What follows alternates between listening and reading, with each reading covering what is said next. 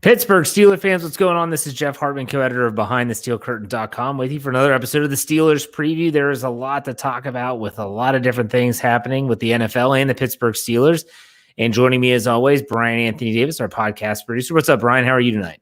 So we were talking the other day on the show. I'm doing great. And, you know, the Slack channel was going off like crazy during Tony and my show on Monday night. And I said it was bing, bing, bing. And I'm like, if you hear that, every time you hear a bell ring, a player gets some cash. Or gets cut. One of the other.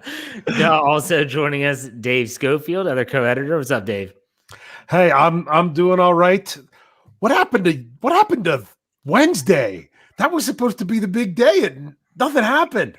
Well, I have to be honest, this whole week has been kind of disappointing in my opinion. And I think it's because, and Dave talks about this a lot, is the uncertainty of the 17th game, which is not really an uncertainty anymore. We'll talk about that in a second. But also the fact that the salary cap dipping, it seemed like teams were a little bit more hesitant to go all in on players. And because of that, you have players like Juju Smith-Schuster still available, James Conner still available. There's plenty of other players from notable teams that are still available on the open market. I just felt like there wasn't the frenzy that I was expecting on Monday at noon. Even when the legal tampering period started, I was expecting players to just start flying around. That's what we have had happen in the past, and it just didn't happen this year. And even now, the new league year starts Wednesday, and we find out that the Matthew Stafford trade got finalized. Whoop-de-doo. You know, I mean, that's really all that's happened. Let's do it this way, though. I know that every single show, the Scobro show, the Hangover, you've all had a chance to talk about things that have happened at that time. I want you to think back on the week that was, and I want you to think, what was one thing that had to do with the Steelers that surprised you? So one thing that surprised you from the week that was. Bryan, we'll start with you. It's the thing that is still surprising me, and it's still lingering, and it's the lack of action on one, as my kids call him, Juju McSchmooster. Juju Smith-Schuster is still out there, and the teams that have been rumored to sign him, even though the Jets signed one wide receiver, though they could still sign Juju. Then they sign another wide receiver now, and so they're off the list, and other teams are off the list. And you're wondering, like, wow, is that list getting smaller?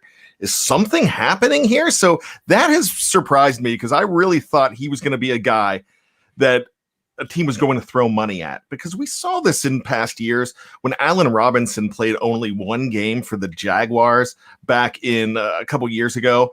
He only played one game that season. He got hurt in the very first game, and he broke the bank with like a $14 million contract the next year. So I really expected somebody to have Juju high on their list, multiple teams to have him high, and he's still lingering. And there's a lot of other players lingering out there. Yeah, Juju not signing is a surprise. I think we would all agree to that. Dave, what about you? Anything different that surprised you this week? Can I take 20 seconds to comment on Bryan's?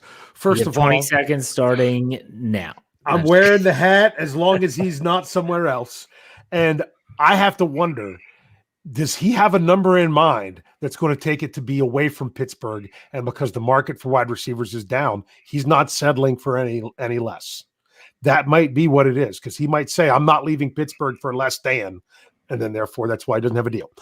My biggest surprise, I'm going to cheat, and I'm going to kind of make it two by saying one thing. I'm going to pull a Dave move, and that is that the Steelers kept Chris Wormley and not Tyson Alualu. I expected it to go the other way around. I still don't have any numbers on the Wormley deal. Did you guys see that anywhere? I still don't have it. Just a 2-year deal is all I saw. That it's 2 years. So I'm keeping track of my own salary cap in my notebook, because honestly, over the cap's been wrong for the last 2 days. Their numbers don't even add up. The number that they say the Steelers have doesn't even add up when you add up all the numbers that they have posted right there. So that's why I've been keeping my own. So between Wormley and Finney, we don't have those numbers yet. So everything that I have is based on not having those contracts. But that surprised me, especially, for Alualu. I mean, it was only $3 million per that the Steelers didn't bring him back at that, but That's $3 million. But you have to remember, $3 million per. That's not $3 million in year one. No, that's true. So I think when I looked it up, it was around 2.2 for year one. Yeah, but then you look at versus displacement, and that's really only 1.5. Yeah. So then it's all chipping down, but it was also structured a little bit different. It had some workout bonuses and stuff that the Steelers don't generally do. So it could just be the way that they structured it. It was a place he was familiar with, and maybe the Steelers just frankly weren't interested, or he wasn't interested in coming back. I don't know, but that's my biggest surprise. If you would have told me between those two players, one would stay and one would go, I would have bet my house that it was Alualu that stayed. Yeah, I wonder if the Steelers might have actually done the best we're going to give you is a 1-year deal. Mm-hmm. And he might have said, I'm looking for 2. And they said, we can't do 2. If we give you a second, it's going to be like a null and void year, basically, where you can cut him for minimal damage. I don't know. No, that's the thing. No one knows with these negotiations. I know that the Steelers do tell the players, here's the best we can do. Go test the open market. No, this is the best offer that we can give you. Now, does it happen with every single free agent? No, I don't think Cassius Marsh got that offer. But at the same time, I think that he's too busy counting like Pokemon cards or something. Anyways. Hey, sorry, I don't want to get into that. Do not mock the man. The man has made his money in the NFL, which none of us have ever done. So more power to him if that's what he wants to do. He's at the tattoo parlor. He doesn't. Yeah, I'm not messing with one Cassius Marsh, man. More power to him. Okay. So we don't know that. Now, I do want to go back to Bryan's, and I put this out an hour ago before the show started, and I was really interested. And it was just a Twitter poll. Does Juju Smith-Schuster return to the Steelers in 2021? Had just shy of 1,000 votes already in an hour. 51% said no, 49% said yes. I did a segment with Chris Carter for my Let's Ride tomorrow on Friday, and I asked him point blank, are you like me? The longer this draws out, the more you think that Juju has a chance of coming back. Bryan, do you agree with that statement? The longer he's on the open market, the higher the likelihood of him returning is? I absolutely think that. I'm not saying mark it down, he's coming back. I'm just thinking as it lingers on and on and on, there's a bigger chance that he's coming back. Yeah. What about you, Dave? Yeah, Bryan hit the nail on the head that the longer it goes, the more it's not just a possibility because nothing else hasn't happened. It's actually a more of a possibility that he could come back. Kind of what I said before. I don't know that that's what he's done, but that would not shock me if he said, I'm not leaving Pittsburgh for less than this per year. Yeah. And he just hasn't got it. Yeah, I was surprised. I'm just still kind of shocked that Juju has not landed somewhere. Let me ask you this next question, and it's about James Conner. What is James Conner's market? I mean, you see all these players like Alex Mack, who tore his Achilles tendon last year, gets a pretty healthy deal with the Indianapolis Colts. Did I see Chris Carson was in Miami and Miami showing interest? I don't know if that deal is done or not. I think that's done.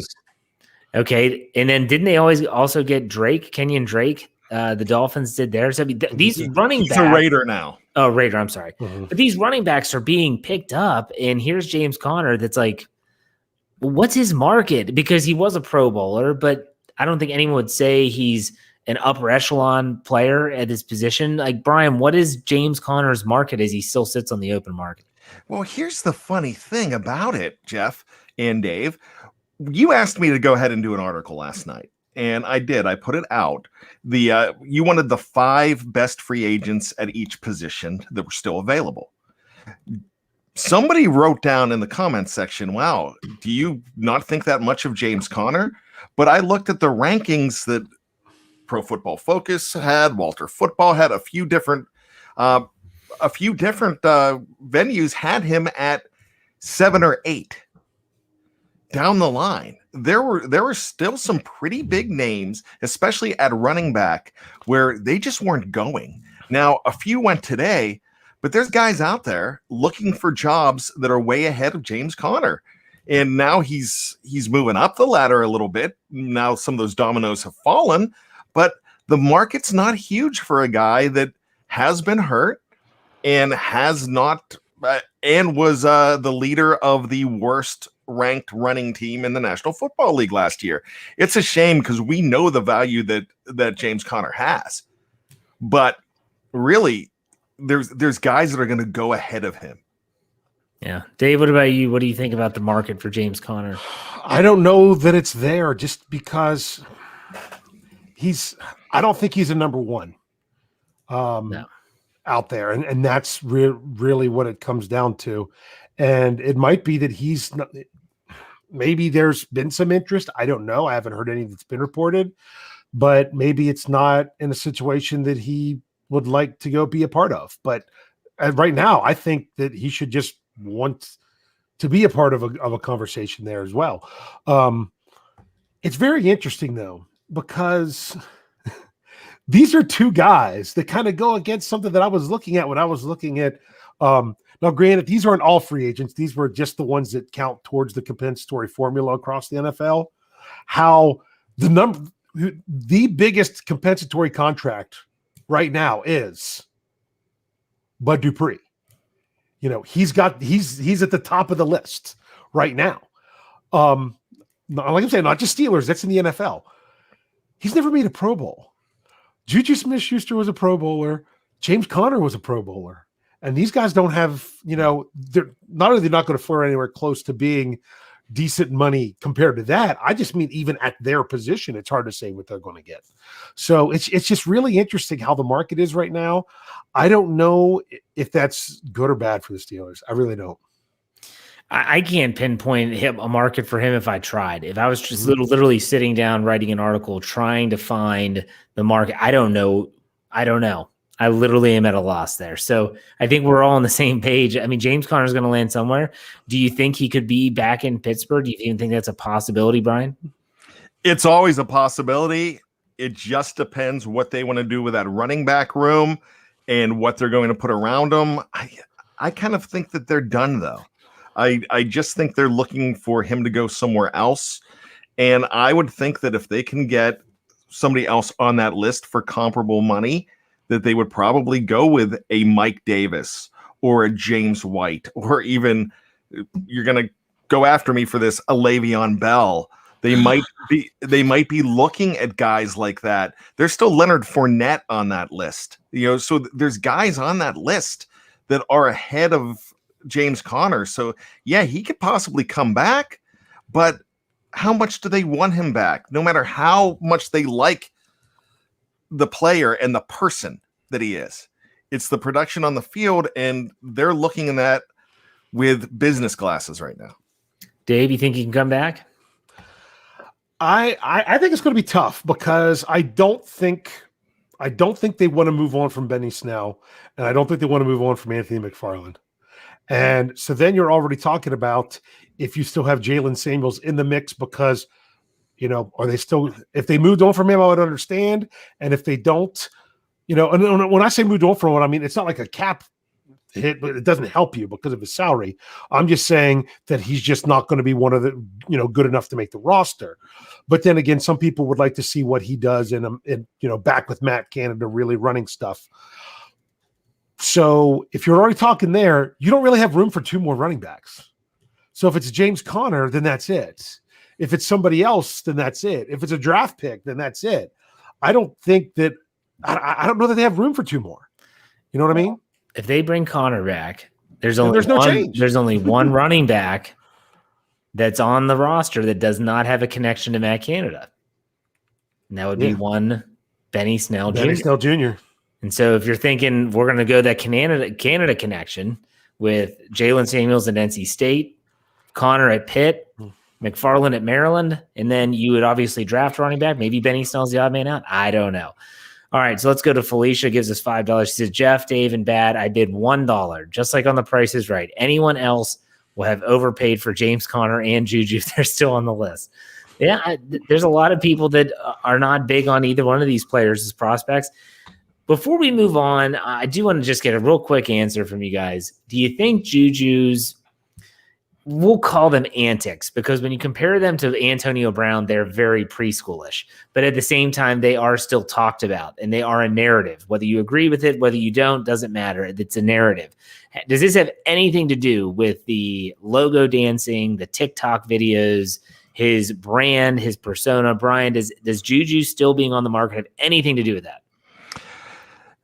Possibly. And I know I'm wavering on this, but I think that hurts you a little bit when you're comparing him to somebody else and the production is the same.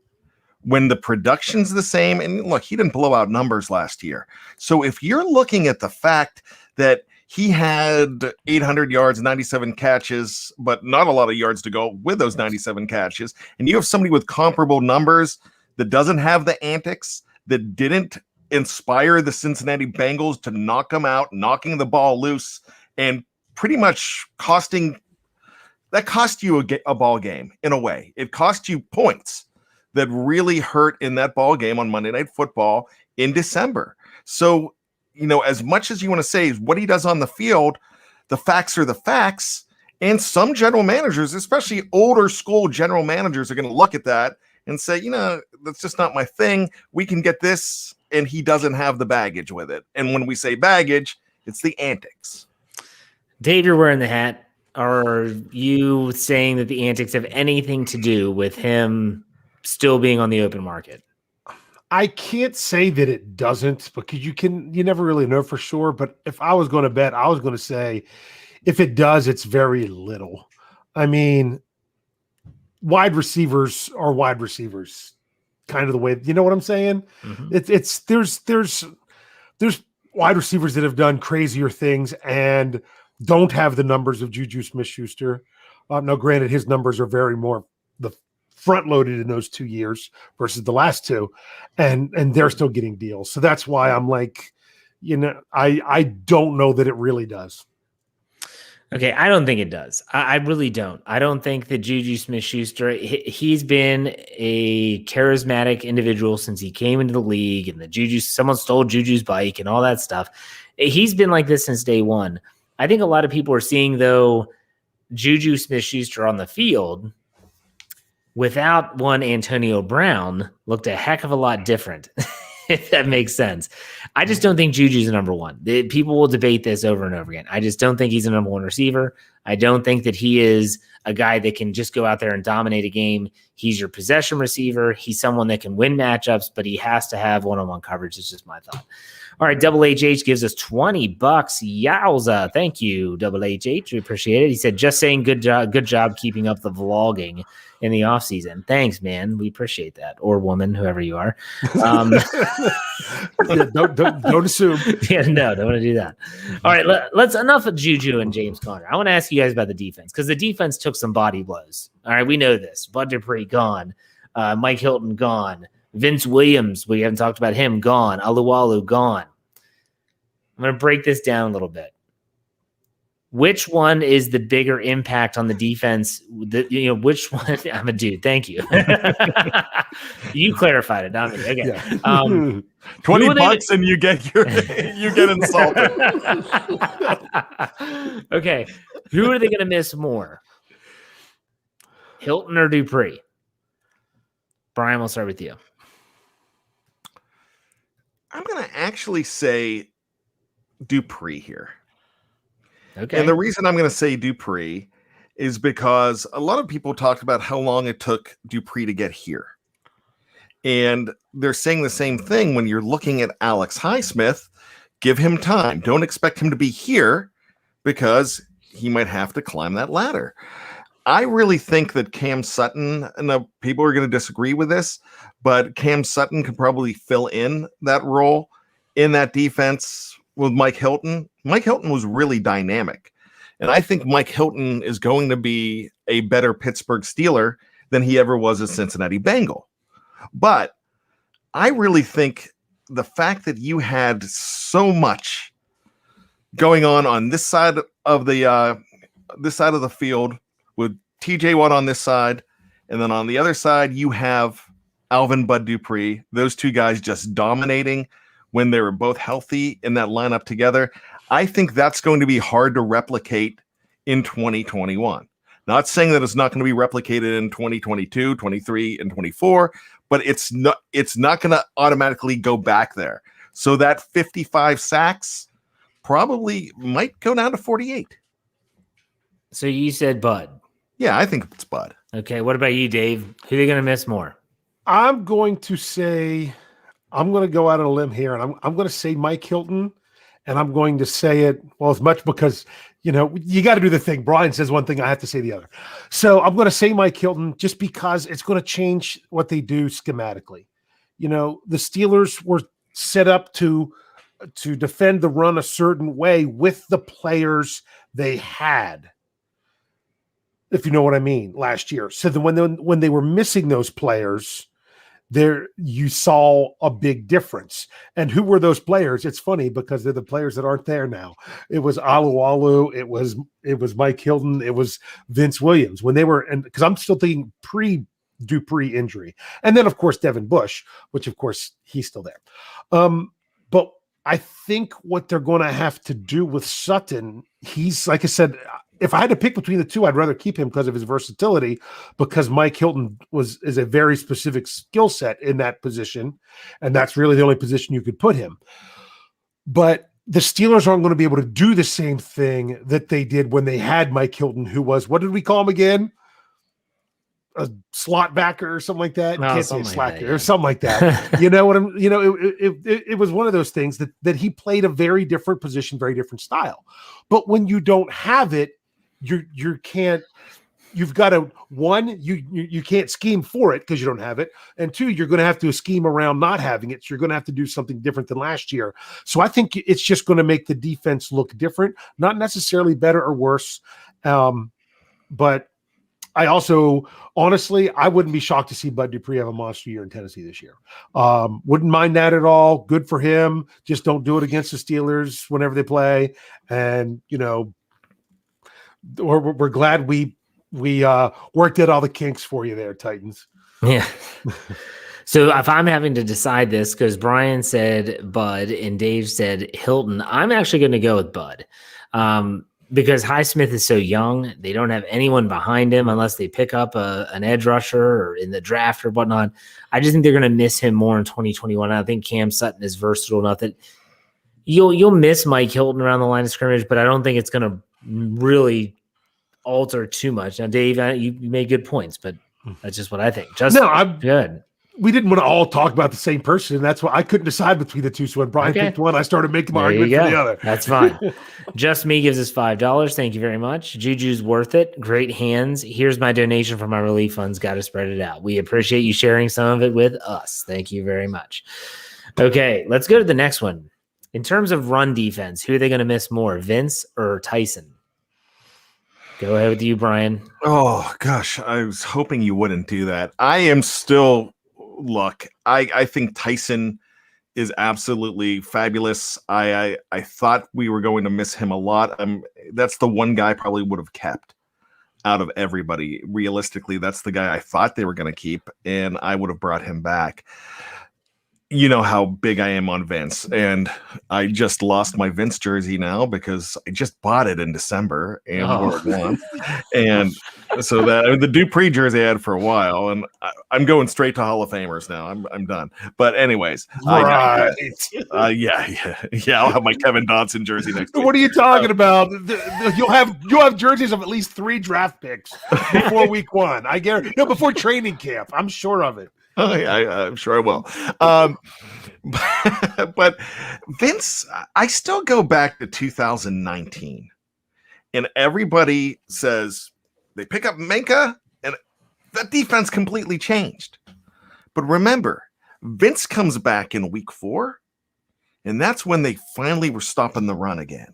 And that's when things stabilized too, with Minkah back there, but the run, which they could not stop, was because of Vince. And I think Vince is still that run stopper extraordinaire. And when he's not in there, they get beat up a little bit. And when he was dealing with COVID at the end of the season, they got beat up on the ground.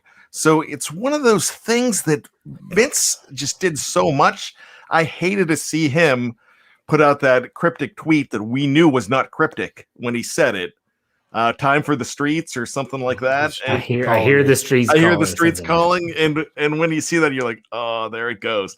One of the most entertaining Steelers for me, and just, I mean, he was like the bad dude for me. He was you like that renegade guy, and when we talk about the song Renegade all the time, but when I think of renegades, I think of Vince Williams, and I'll never go back. I'll never forget this. Jeff and I don't know if you remember this, Jeff. We're on a bus together, a school bus going to Baltimore, both giving the bird to the M&T Bank Stadium. I do remember that, yes. And it's the day that it was right after all the shenanigans with Vontaze. It was the week after the Vontaze Burfict stuff. I love the Vontaze Burfict stuff in season.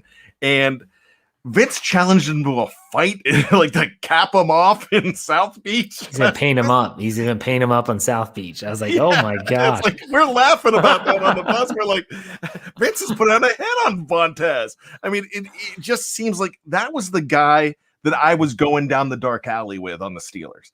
That's the guy that I wanted to hang with. You know, that's the guy that has everybody's back. And I think they'll miss a lot of leadership with Vince gone. Dave, what do you think? Who are you taking? They're gonna miss more in run defense? I'm going to go with Alualu because I don't know that they chose to let him go. That might have been a guy they wanted to bring back. They made the decision that Vince Williams was not worth $4 million. So that means that they have a plan for how they're doing stuff. And Jeffrey Benedict brought up that without Mike Hilton, it kind of changes how you would want to use someone like a Vince Williams, that they might want to be transitioning towards different things from their linebacker. And that, I mean, I think it was on Scobro's show, we were saying that Vince Williams was basically 10 years too late for the type of player he was in the NFL, but he still made a really good career so far. And he's not done. I would really hope the best for him wherever he can go. Ramon Foster's trying to, recruit him to Tennessee as well. Just because I think his wife's a realtor and sells houses, like is helping Bud Dupree find a house or something like that. It's kind of funny if you watch that. But it's the whole notion to me more that the Steelers, they lost Vince Williams because they chose to, and it's not like if they needed $4 million right now, they didn't have other things they could have done, or maybe they just can't work these extensions out with these guys right now more than anything. So, but I just think it got down to it that Vince was maybe going to be the odd man out when it came to starting at linebacker, and he was going to cost so much more than the other guys that it just wasn't the right decision.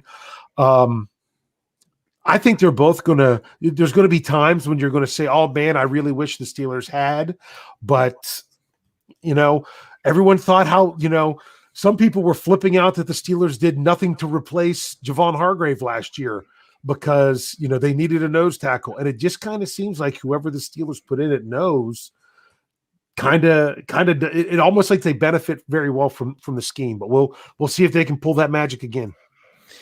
I'm going to go with Alualu because I think he had a great year. Vince is a run stuffer, but then I think about Robert Spillane standing up King Henry down in Tennessee, and I'm like, well, he can do that too. So, yeah, in terms of who they'll miss.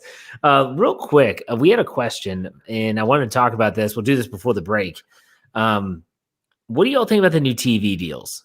And that was brought up. Someone asked that question in the live chat, and I wanted to talk about it anyway, so we'll do it real quick before the break. Who knows the most about it? I honestly have not been able to read into it and see what the deal was. Bryan doesn't. Dave, did you look into it? I looked into it enough to see that I'm like, is the only way you're going to be able to get Thursday Night Football in a couple of years is if you stream Amazon? I mean, they're not going to show it. I know they had it in the past on Amazon, but along with another channel. I guarantee you, like, you'll also be able to stream it on like the NFL app or something like that. I guarantee you'll be able to do it in other avenues. I'm not sure where. This whole thing is very confusing to me because I just convinced the family to get DirecTV back last year, and that 2-year contract, which I'm going to fight them on that, by the way. But I mean, because that's the only reason I brought it back. But my question is there going to be an opportunity where you can watch any game you want? How does this whole thing work? Yeah, I mean, is it still going to have? They still going to have Sunday Ticket with DirecTV? Because I heard that was going to be up in the air. That's what I want. Someone that you can just that you don't have to be very specifically a customer of one thing in order to get Sunday Ticket. I want Sunday Ticket available, even if it is a stream. Even if it's Amazon or something, if I've got to do specifically a streaming service during the NFL season and pay extra for Sunday Ticket, I'm all for it. But I don't have DirecTV, and therefore I don't have Sunday Ticket. And come on, you're better than this NFL. It's get to 2021. Their best bet is to the NFL to allow other companies to also distribute Sunday Tickets. So if you think about like the basketball is what is it, center court or something? I don't know. The hockey is like the what is that package? But you can get these packaged extra innings as a Major League Baseball package. You can get them on DirecTV, Comcast, anywhere really. But football is the only one that you have to have a specific retailer and DirecTV, and that's the only thing. The NFL, they still have some stuff to work out, but yeah, we'll see. We shall see. Look, we're going to take a break. If you're watching live on Facebook or on YouTube, don't go anywhere. We're not going anywhere. When we come back, we're going to ask the question, did the Steelers have an ace up their sleeve? Do they secretly know what they're doing here? I know it may sound outlandish, but we're going to talk about it. Stay tuned. Be right back.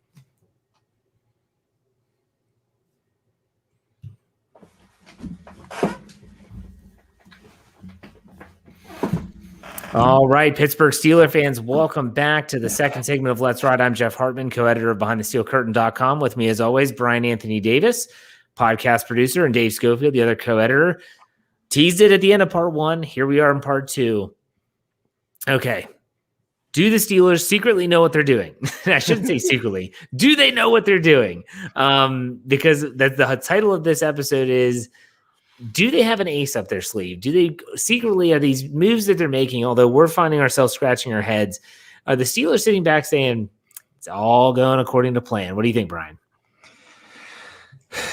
I got to think they do. They were planning for this whole thing. They knew this week was going to be about signing their own guys that they could bring back and then wait until possibly the end of the week or week two to maybe find room to bring somebody back in. That means, is there an extension coming? Is there something else coming? Like Dave's meme that he put out, you get an extension, everybody gets an extension. Oprah's going crazy giving the extensions. So they have not hired Oprah as the new GM, the assistant GM yet. So that hasn't happened. What I'm saying is, I think they've known they were going to be in this situation for a long time. So right now they have the card that they played was the 3 of hypocycloids because they brought 3 guys back so far. That's the card that they've played. There might be an ace up there, and there might be breaking news podcasts next week, the next couple of days, all over the editorial side where like this happened. Stop the presses. And that's what we're looking for. Is it going to happen? It's a possibility, but I think they're comfortable with whatever plan that they're not sharing. Okay, Dave, you think they have a ace up their sleeve here in this poker game? I just love it when a plan comes together. Sorry, I couldn't help it. Love it. Got to go with the sorry. There's a plan, and that's what drives Steelers fans crazy is that we don't know the plan. I think Michael Beck has been screaming the plan for a little bit. He's like, the Steelers are just sitting back, they're just waiting. You ever watch Shark Tank? Yeah. You guys? Absolutely. They're pulling a Mark Cuban. How many times does he just sit back and he just listens and let everyone else do their thing? And he just listens and let them do their thing. And then all of a sudden he jumps in. He's like, I'm going to give you this for this right now. You say yes or I'm out. Yeah. Yes. Boom. And he jumps in the Steelers are sitting back and, letting everyone spend all their money. And then there's going to be people left. And the Steelers have never been out there getting the big name, high price person. I mean, I'll be honest with you. Even though he's my Twitter buddy now, I didn't know Steven Nelson until the Steelers signed him. And that's the biggest free agent contract they've ever done. So and look at how it paid off. Now they've also had plenty of others that haven't. It was 1 year ago today that I had to duck out of the show because we got the news of Bryan's guy, Stefan Wisniewski, signing with the Steelers. If you remember that was that was then. So it doesn't always work out, but that's kind of what they do. And right now, I kind of mentioned this in an article today. Right now, we're kind of looking at this whole off season, which is a full-length feature film, and we are right now looking at a still shot. We are right here, and it looks like, and of course we're hitting it right in the middle of that of the plot there. When no, that's your point of no return, and in your story outline, and things are looking so terrible. But that's all we're sitting at right now, and yes, it's not like I'm being the eternal optimist that I think they're going to turn it around.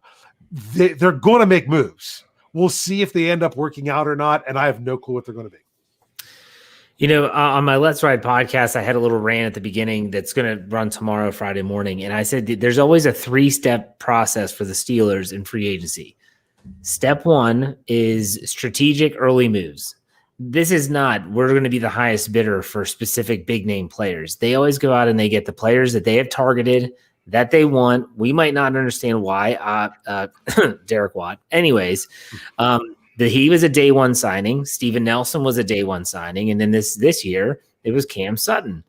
And they clearly knew who they wanted to go get, and they went and got him. And whether that's they felt they couldn't afford Mike Hilton, no one knows. And so that's step 1, is they make strategic moves. You can include Banner into those strategic moves. Step 2 is they sit back and watch. Like Dave said, like Bryan said, they're going to be patient, and they're going to see how these things kind of come together. And then step 3 is then they pounce on those players that they think are going to be able to make an impact that aren't going to break the bank. So that's that. I think right now we're still in step 2. They're still sitting back, waiting till everything goes and see how it goes from there. So, okay, they might have an ace up their sleeve. And they also might know what they're talking about too, okay? Keep that in mind, fans. Let's talk about the players that they did retain or bring back. We've talked a lot in the first segment about the players that are gone, who they're going to miss the most, who's going to have a bigger impact. Well, actually, before we go there, let me ask you the same question I started the show with. Which of these players coming back, we'll say Wormley, Banner, and Sutton, I'm not going to count Finney. Which one of these players surprised you the most? I think we all know who it's going to be, but Bryan, which one surprised you the most? I'm actually going to say that Sutton surprised me more than Wormley did. Really? Yeah, because as soon as Alu was gone, I'm thinking, okay, they'll probably look towards Wormley. That's what I was thinking. But, I just did not. I thought Sutton was going to try to pull in as much as he possibly could. He's a young player that has seen a lot of the field, and he's the kind of guy that some teams are going to throw money at with the promise of him, starting full time and making an impact. We've seen this with offensive linemen in the past couple years.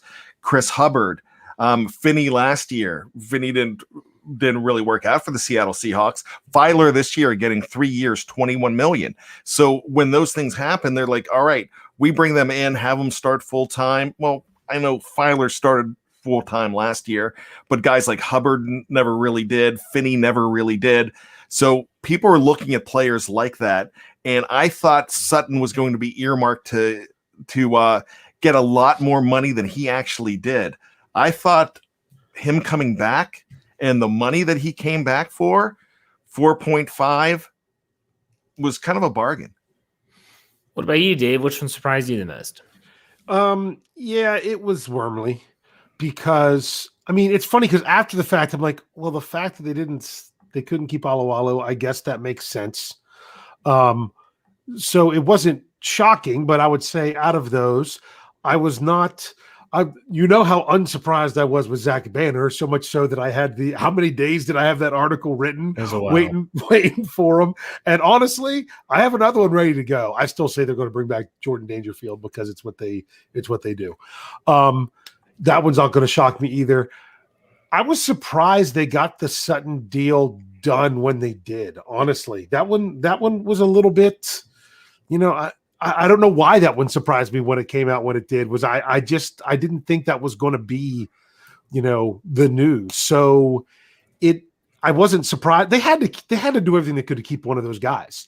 And that's why I was surprised, because I thought they might let it play out and see who they could get, but I guess maybe when I don't see that there was. Do you think they offered both corners a deal? That's a good question. Or they might have. Or do you think Hilton, as soon as, it was a Mike Wallace, Antonio Brown thing, that as soon as the one got the money, then the other one was done. You know what I'm saying? So they might have said, "Hey, this is the best we can do." Yeah, we're going to have to sign other people, and then Hilton might have said, "I'm going to test the waters." In which case, they probably respect that, and then he goes to Sutton, Cincinnati. and Sutton said, "I got it," and I'll take it. Then Hilton is gone. So, none were overly shocking. Okay, what will be shocking is if they paid a lot for Wormley. That would be shocking, because I don't think they should have had to pay too much. Yeah, I would be shocked if they paid him a lot. But let me ask you this question. We'll start with you, Bryan. Of the players back, so the three, Sutton, Banner, and Wormley, which will have the biggest impact in 2021?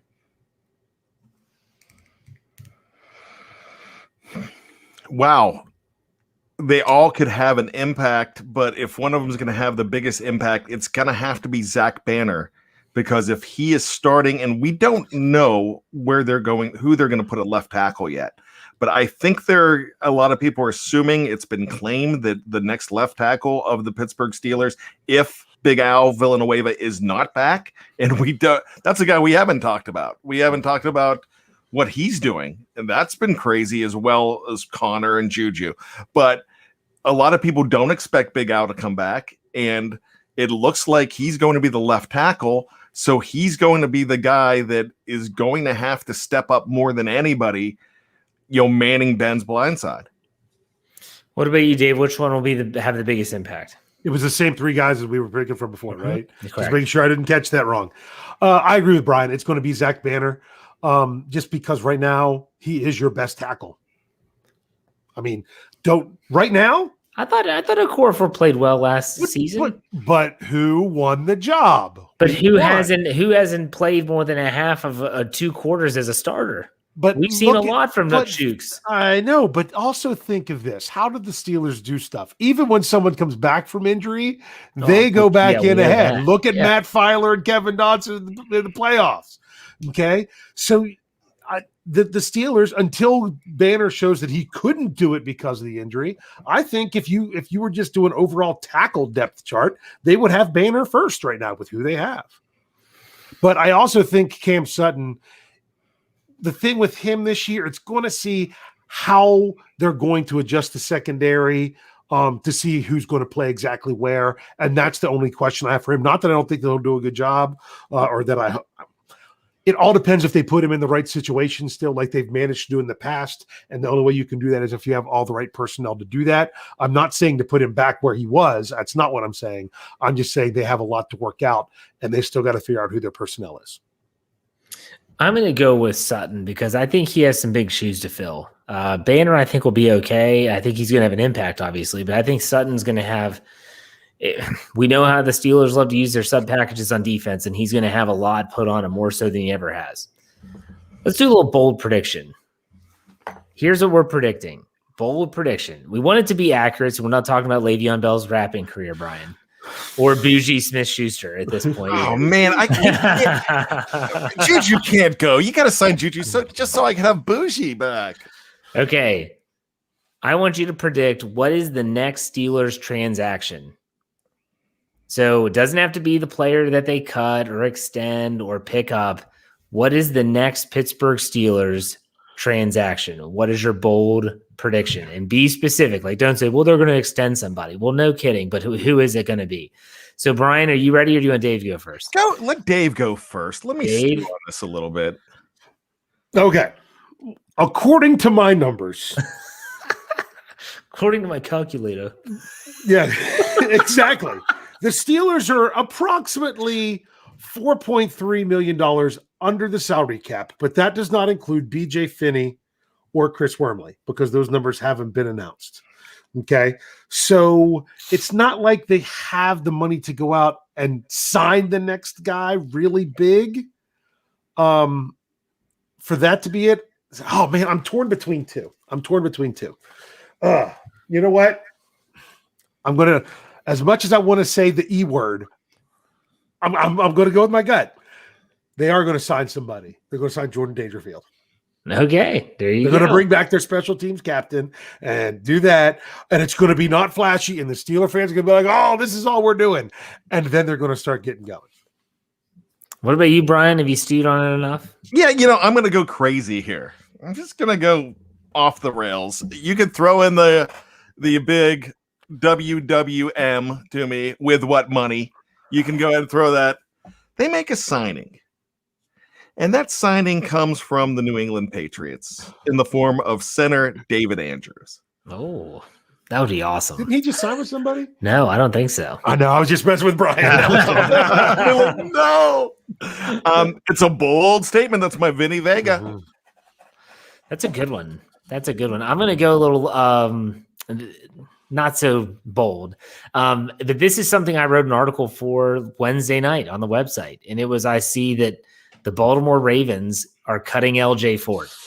And I said, I don't know what it is. And I wrote the article not because we had to, because really it was a 100% purely speculation article. My dad calls me today and says, what's that linebacker they signed? I was like, Dad, did you read the article? I said they could sign him if they won him. I said they didn't say they did sign him. But anyways, I could see them bringing back LJ Fort. And if you think if they were to get him, even on the cheap, he was due $2.25 million from Baltimore, and they decided to cut ties with him to create some space. If they could sign him for less than that even and get him for like a 2-year deal, my gosh, it would definitely lessen the blow of losing Vince Williams. And you would have an inside linebacker rotation if you wanted between Spillane, Fort. You don't know if Ulysses Gilbert III is going to be healthy this year. Marcus Allen has flexed down in there a little bit. I would hope they want to use Antoine Brooks Jr. a little bit in that box.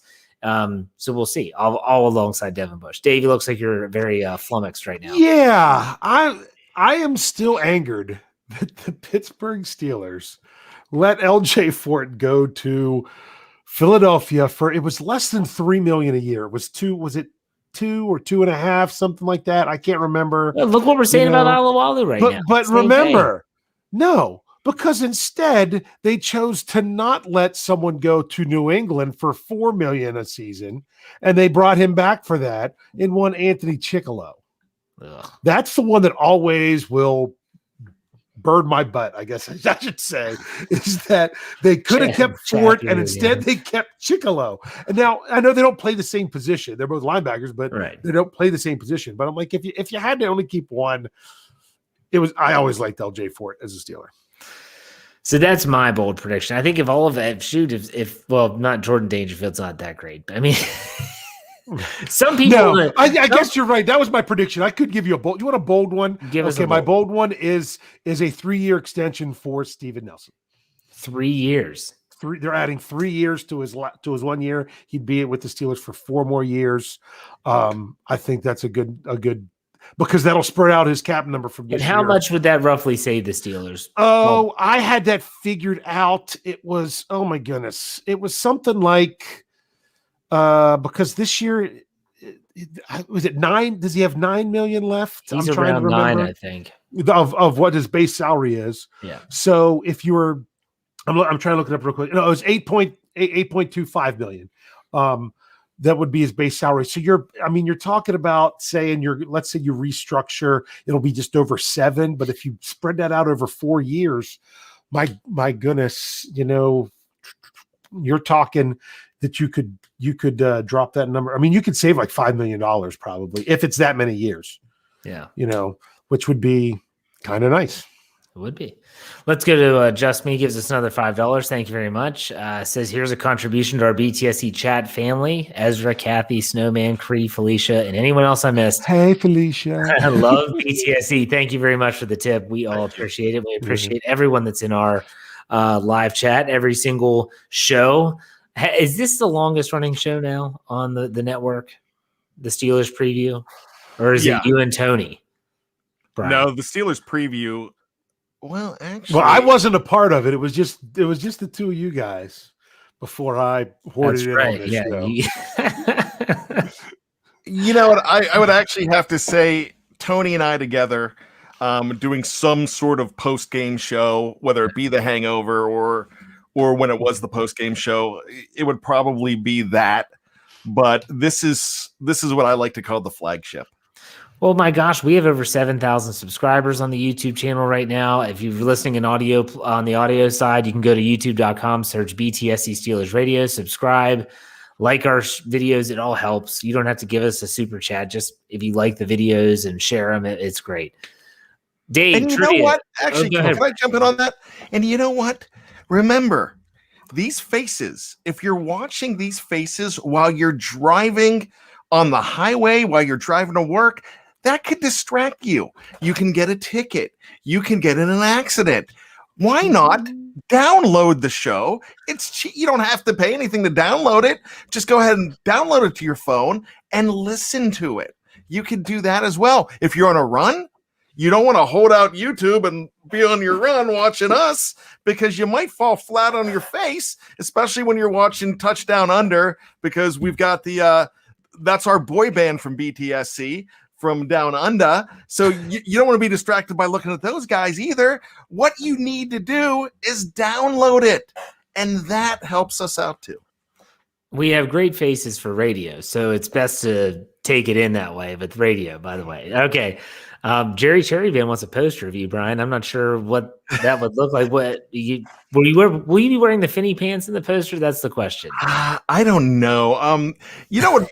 We almost have. Actually, we need one more staff member to get the BTSC calendar. We can have 12.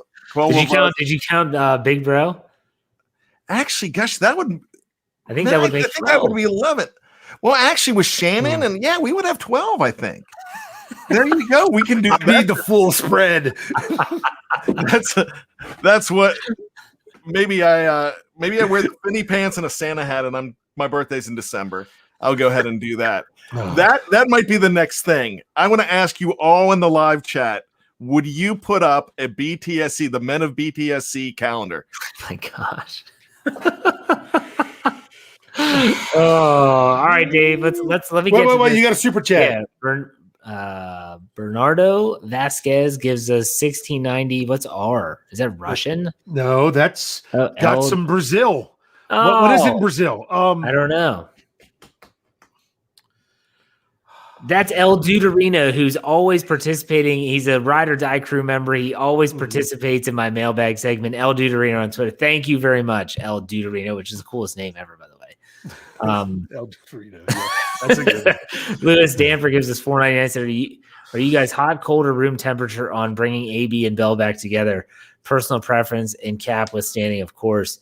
I am very cold on that. I do not want the Killer Bees back. I don't want to put the band back together. You know, this isn't the Blues Brothers or anything like that. But Bryan or Dave, do you guys want to see him back? I could take one back, and if I'm taking one of them, I'm picking Bell. Just not pick. I'm talking of chemistry here. The one guy Bell's not going to disturb the chemistry if he's back. I would not bring them both back, and in fact, I'm not bringing AB back at all. The reason I'm going to say pass, that or no on this one is because I think everyone would think that the past magic would be back, and it wouldn't be. I think we would be setting ourselves up for an expectation of how things used to be, and it's not going to be that way. That's the reason I would say, you kind of did that once. So you're laughing about them talking about calendars. I can tell. I am. Someone said only if it's nude. Everyone's saying yes. Oh, I didn't even see that one. Big Bro, as long as he's the centerfold. Oh my gosh! All right, the calendar's coming. All right, Dave, go ahead and let's start trivia. Okay, trivia. All right, now this is going to be an interesting question. And I'm gonna tell you this. It's going to be about Steelers draft picks. Shocking, but it's not going to be contained just to the Steelers. What it is right now, we're looking at Steelers first round draft picks, just the first round draft picks. We're really going to go back since the merger. We're going to go from 1970 because that's when it really all started, right? So, well, it really started in 69, but still. Devin Bush is the last Steelers first round draft pick. He has started 20 games in his career. Who are the 5 Pittsburgh Steelers draft picks who started less than 20 games, whether for the Steelers or any other team? Drafted in the first round by the Steelers, but never got to 20 starts. So even with other teams, Even with other teams. 20 starts, so not games played. Yeah, not games played. Starts. Is Jarvis Jones one? No, Jarvis Jones started. He started Well, he got lot. hurt. He got hurt too, though. He started 35 games. Not too far off. Well, the easiest one out there is the unfortunate one, 1983, Gabe Rivera. Yep. Gabe Rivera, there's one. He started 0 games. He played in 6 games, but he did not start. And he was decent in those 6 games. Yes, too. he was. I think I'm thinking Rich actually saw one of those games. Was the one he was his game he went. I can't remember.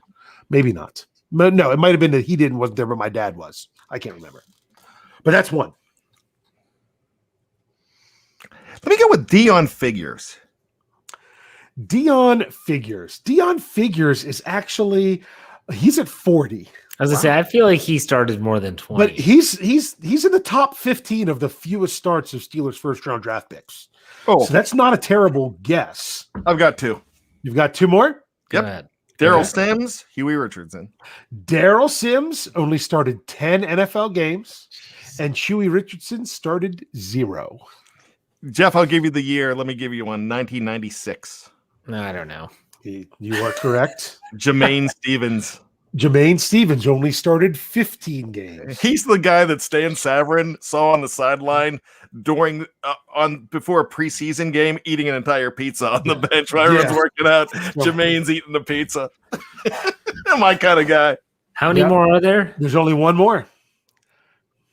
And the only one you were missing was someone who started 15 games, but only, only 13 of them were in Pittsburgh. 2 of them were somewhere else. You know what? I'm going to go out on a limb. Let me throw Troy Edwards out there. I might be wrong. Oh, Troy Edwards is just above Devin Bush. He had 22. Okay. I was going to do the cutoff at 25, so I knew Troy Edwards was there close. So, Not Sean Renstra. I could give you Tom Ricketts. That would be correct. I was going to say someone from the University of Pittsburgh. I was that going would to guess be- Dick Shiner. You're going to say He Dick was their Shiner. first round pick. So Yes. So that's interesting. But here's another one. Here's one that's interesting. Looking at the other end of the spectrum, there are four first round picks that have started over 200 games. Steelers first round picks that started over 200 games. First round picks, Ben Roethlisberger. Ben Roethlisberger. Did Pouncey get there? No. He wasn't. He's only played 10 years. How about Troy? Well, Troy was only 142. And these are regular season games. And how far back is this going? To the merger. Merger. Yeah. Uh, I will tell you that of the you named Roethlisberger, there's 3 left. Was Rod Woodson? Rod Woodson. Even though a lot of that wasn't with Pittsburgh. How many did you say? 4? 4. I wouldn't think it would be Bradshaw because of injuries. Nope, it was not Bradshaw. He played 158. Franco? Franco played 162. Oof. And you know who played 2 more games than Franco? Casey Hampton.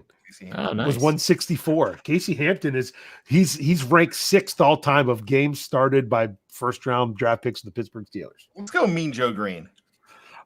Mean Joe Green is not. Let's see. What about Lambert wasn't first round, was he? No, he was a 2. I'm trying to find Joe Green on here. Where is he? Oh, he's not set 70, Brian. That's why. Yeah. Oh, he was 69. Yeah, he was drafted in 69.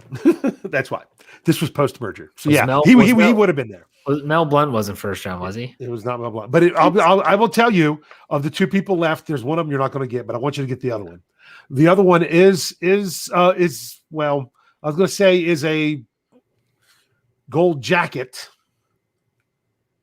I'm gonna get the one that you don't think I'm gonna get.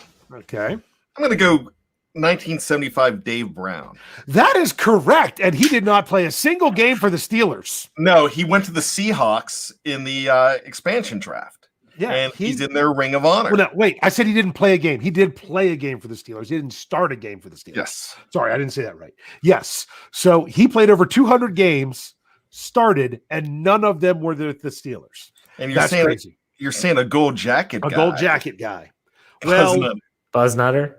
No, well, at least Dick Shiner. At least he's been fitted. Oh, so that if he's been fitted for a gold jacket, Donnie Shell. Well, no, Donnie Shell wasn't even drafted. Jeez, my bad. I'm thinking of just players. Alan Faneca. Yeah, it would be Alan Faneca. Started 201 career games. Wow, good for him.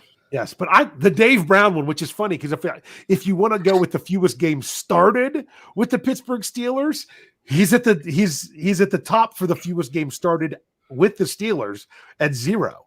But if you want to talk about most games started in the NFL, he's in the top, he's third on the Steelers list as first round draft picks. It's crazy because of the expansion draft and whatnot. So can you imagine though? I mean, some of those picks that were bust, the first round, like these are first round picks that aren't even making the team. Now, obviously, the one that got, what was it, Gabe Rivera? Is that his name? Yeah. And that's different. But these players that just don't pan out, I mean, there's a long list of I'm thinking of the Colbert era. I mean, he had a first round pick that's just completely fizzled. Yeah. There's not many in the Colbert era. He's whiffed on plenty of seconds. Yeah, well, but first round, I would say first round Colbert. It's Jarvis and Artie. The two guys that have not had their 5th-year options picked up. Yeah. Jardy. And unfortunately, the biggest bust, Senquez Golson. I mean, unfortunately, you're never going to put him here, just like the whole notion of Gabe Rivera. But Ryan Shazier only started 41 games. But I mean, that's not because it's not because they whiffed on the pick. It's just a super unfortunate. Right. Ezra just brought up Ziggy Hood. Ziggy Hood had a long career in the NFL. Yeah, he did. And it started in the Super Bowl for the Steelers as well, but didn't break the bank here. Never felt he was a first round talent. He kind of reminds me of Terrell Edmonds. Like he was serviceable, but is he a first round talent? I don't think so. Ziggy Hood had more starts than players such as Walter Abercrombie, Rashard Mendenhall, Mark Malone. He has more career starts than them. So, and right now he currently has more than TJ Watt and Bud Dupree, but of course they're going to get more. Yeah. Good trivia. All right, let's do some final thoughts. Bryan, go ahead. We expected this week to happen. We can't be surprised with anything that happened. Okay, I'm laughing too. I'm laughing at the Super Bowl. Gonna bring it up because it's funny. Yeah. Louis Stamper gives us $3.99. He says, "I hate being only 30 during trivia." I feel it. I'm 38, so there you go. It's only a few years before I forget all that stuff, but that shows what I was doing in high school. It was black and gold, everything. So we expected this week. We knew the Steelers were going to tend to their own players. I still think there's that ace up there. It could be, like I said, it could be a hypocycloid coming out. You pull it out, throw it on the table. Here's my wild card. And that could happen. It's just, this is what you should expect to be a Pittsburgh Steelers fan. And we knew 21 was going to happen. 22's not going to be like that as much. This is when everything was going to hit. And this is what we were all bracing for. And now that it's here, I know it seemed like you lost a lot of guys this week, and you had the tweets from the guys like Cam Hayward. I mean, these guys were devastated losing some of these guys that they go to war with. And Ben always calls them the band of brothers, and you kind of feel that way. But we're getting through this period. They're still going to be a contending team with what they're going to put together. Remember, they do it more in the draft than they ever have in free agency, and that's how they build a team. And they built a team for a very long time doing it that way. But the nice thing to know that as we get through this week and next week, even if they sign one guy, they sign even nobody new, and they're only Pittsburgh Steelers that they're signing or bringing back, it's not a bad thing because it's guys that know the system and guys that they can go ahead and win with. These are the same guys that they went 12-4 with last year. So I kind of like the model that Kevin Colbert, Art Rooney, Omar Khan, Mike Tomlin, that they've put together, and I'm comfortable. So this week when everybody's spending like drunken sailors, that's fine with me, because where does that usually get them in the end? It's not what you do at the beginning of the auction, it's what you do at the end of the auction.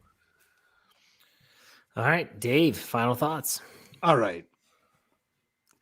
The Steelers have a plan. They do. We might not know what it is. They have a plan. And a lot of times, we're just expected to trust that plan.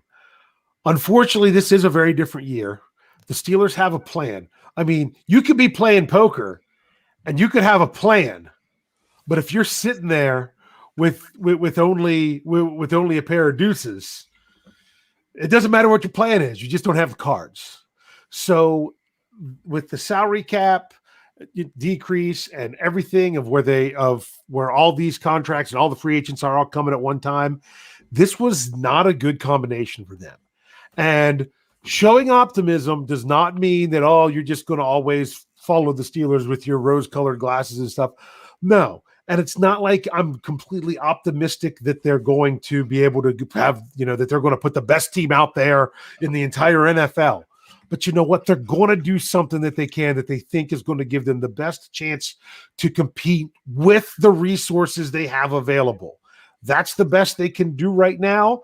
I'm hoping that they can do all the things that they would like to do, and that when they actually get to the field this fall, that they can overachieve what they have. That's the hope. And that's what we as fans should be hoping, that the Steelers can bring it together somehow. Because remember, it's not always who's got the best talent out there. It's who's playing the best football.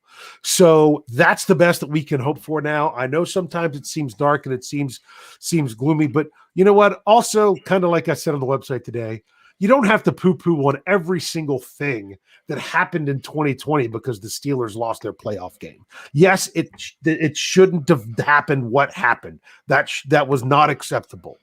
But it still doesn't mean that I can't remember having a great time watching the Steelers come back and beat the Colts at Jeff's house, or that I can't enjoy the time that I got to watch a game with my brother at his place, which I had never done at the house that he lives in now. So, it's the first time I watched the Steelers game with my brother that wasn't at the stadium in probably over 15 years. So you can still, remember, we still enjoy our Steelers in the small moments that they give us, even though it doesn't look that great right now. But you know what? They're going to do what they can to try to put the best team out there. The best thing that we can do is hope that it does, that the plan comes together. I can't follow those up. Those are great. I'm just going to give a selfless promotion for my show tomorrow, Friday morning. If you want to hear a rant from me about the Steelers fan base, similar to what Dave did, make sure you check it out. Also, like I said earlier in the program, Chris Carter of DK Pittsburgh Sports, formerly of Behind the Steel Curtain. So in the early era of this YouTube channel, you might have heard, actually going back to Blog Talk Radio, you heard Chris Carter with me a lot. Check out my Let's Ride tomorrow. We do the whole second segment together. It's really good stuff. Check it out. Other than that, make sure BehindTheSteelCurtain.com is your one-stop shop for all things Steelers. Wherever you get your podcasts, search Steelers or Behind the Steel Curtain. Subscribe, follow, do whatever you have to do so that you don't miss a thing, including all our morning and afternoon podcasts, as well as weekend coverage. If you're a diehard fan, there's no other place to be. So, Dave, why don't you send us out? Hey. We'll see you next week for another Steelers preview. Maybe they'll have signed some more players. We'll see.